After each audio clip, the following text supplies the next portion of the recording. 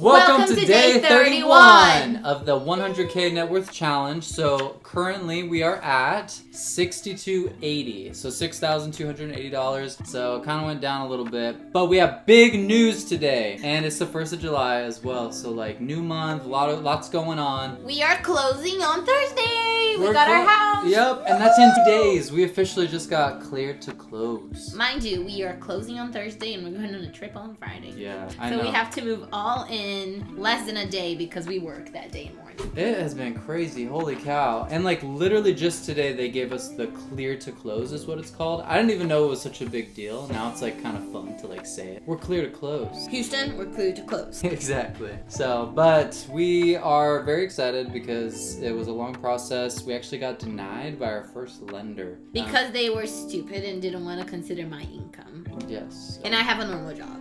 But we didn't know that like different underwriters could like see it differently or how that process goes. So that's definitely, I'm glad that I'm like recording all this and sharing because I don't know. I think it might be helpful to some people or for us to look back on and remember like, hey, you should apply at multiple places, you know, get pre-approved, you know, see if they can talk to underwriting before, yada, yada, yada. So, but yeah, so today we're going to talk just a little bit about what our next steps are and what we're going to be sharing over the next month. There's a lot coming up now. Obviously, we're closing on Thursday. Today's Tuesday. And then, so right now we're packing. Can you tell? It's like a mess in my office right now. My OCD is so happy right now. I know. But then we are going to, pack up on Thursday, move. Like, we got some friends coming to help us move from church. And then we're gonna go on a trip for a week. Yeah, and then we've got the family reunion. The goal is to get things at least looking good in most part of the house to maybe put it on Airbnb for the week we're gone. Yeah, that's something we challenged ourselves to do. Hopefully it works out. Yeah, we challenged ourselves during our financial meeting. We were talking about it. We're like, hey, like literally let's list it on Airbnb and let's get like, just so we can get the practice of like putting it out there. What we're gonna do is we're going to take like, we got this couch here. We have like our main couches and we're gonna just furnish the place. We're gonna take pictures and we're just gonna list it and we're gonna get a self-lock, which I should probably order today or at least find it exactly which one we're gonna buy, but like so that the people can just let themselves in and we're just gonna put all of our stuff in the shed or in the back room. Yeah. We'll figure it out. Exactly. So it's gonna be quite the adventure. Hey, my baby's hungry right now, so she's kind of rushing us. But what have you learned through the sales process? Through the sales process, I've learned that like getting the house. You just really need to have a folder with all your documents in one place because they're gonna ask you a million times even though you already sent it. So a place easy to refer to in your phone because they always need it like right now, and then you're not home. So don't have it only on your computer. Have it like on the cloud or something. All your documents, anything that you sign, save it. Because they also ask for stuff that they sent it. Like, shouldn't you have that? But they're like, can you send the inspection again? And you're like, oh, yeah, there you go. So try to be organized. Keep everything in one folder. Yeah.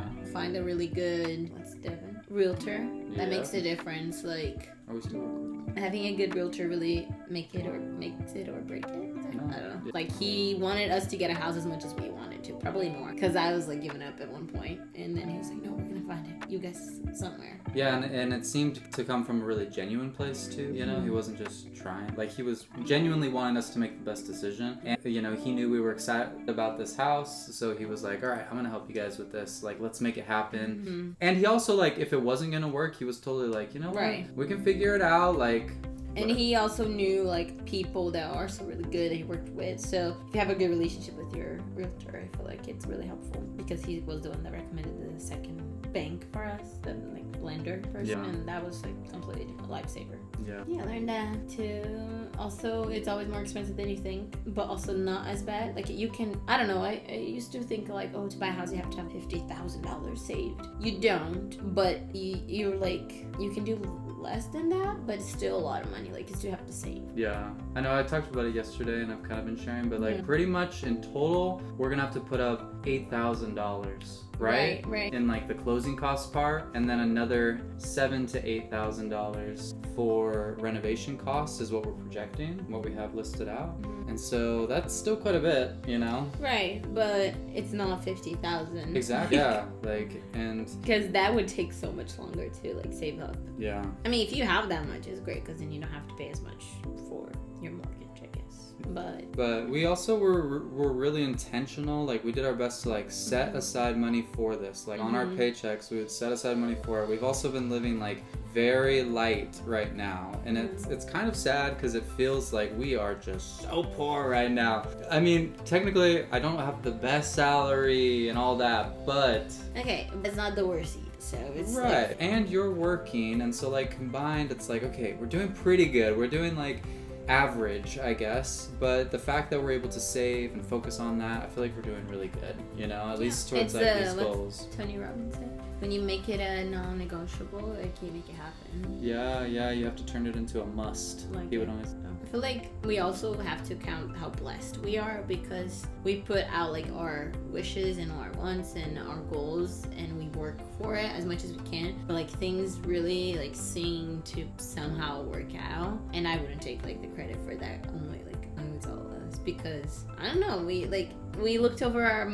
expenses and I'm like, we don't even make that much money. How are we spending that much? But like somehow Stu has a little bit, like $50 left, you know? Like, yeah. I'm like, okay, the multiplication of money. I don't know, it's like somehow if you save, you do your part, like you're saving, you're investing, and you're also being mindful. Okay, it works out. Yeah, I remember like right before we started the video today, you literally just said like, I remember when we were just trying to get to a positive net worth, a positive $1. Yeah, $1. Because we were literally at negative 30 like 2 years ago. Like we had nothing saved, you know, nothing invested, and then just by getting started and just like slowly setting aside money, putting it into the market, like we started the month at a positive 11,000.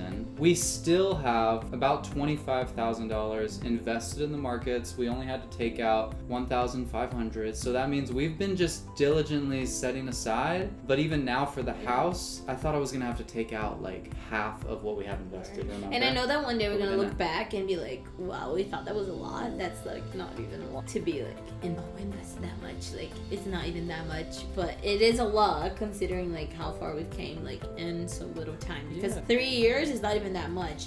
And like when we got married, we had like credit cards that we were like, we have to pay it off. And it was quite a bit when we got married because we like put a lot of stuff in the credit cards for the like wedding and stuff. So we're like, it's when like we really did like, yeah, exactly. We paid our car off. So it's just like we've been conscious about it. That's true. Like honestly, we're tracking right now, and I still feel like you're right. Like one day we're gonna be like, wow, we were just barely right there. That's crazy. But like we also were in the moment of like, even before this, we were in another moment where it's like we were just kind of getting by, paying off the credit cards, kind of getting stuck in that habit. Never had invested before. I remember us having the conversation about it. We watched How I Will Teach You to Be Rich by Ramit. Yes. Yeah, with that. And he just talked about like the Roth IRA and about like setting aside and how like renting can be better than buying a lot of times, you know. And that's why we're really pushing to be able to house hack. Because exactly. it technically would not make sense for us to just buy this house just for us. Exactly. We would have lost this money up front and then been paying more monthly. And then when we brought up the whole house hack idea and talked about it, we were like, okay, we can actually cut our rent costs down. So that's the journey I want to bring people along on. Like I want to share how we're doing that because, I don't know, I think it is a hack, you know? And now like when we move and we get people like renting, we are also going to still have to like keep saving for us, for investing, and also saving for like if anything happens, like we are gonna be like responsible to fixing anything if like someone's renting from us. So there's also something we're gonna have to think about. Yep, we gotta beef up our emergency fund. We have to beef up the because I know it's separate from an emergency fund. You have to have like your house's emergency fund for like things for the tenants, and then we also have to pay back everything that we've put into the house so that we know that more than broke even over the next 2 years, and hopefully within the first year we can even get to that completely break even. Now we're not even paying rent and just save a bunch. So I'm excited. That will save us, you know, hopefully tens of thousands of dollars in the near future. So see you tomorrow. Yeah, thanks for watching. I think you're all hungry. All right, let's go eat.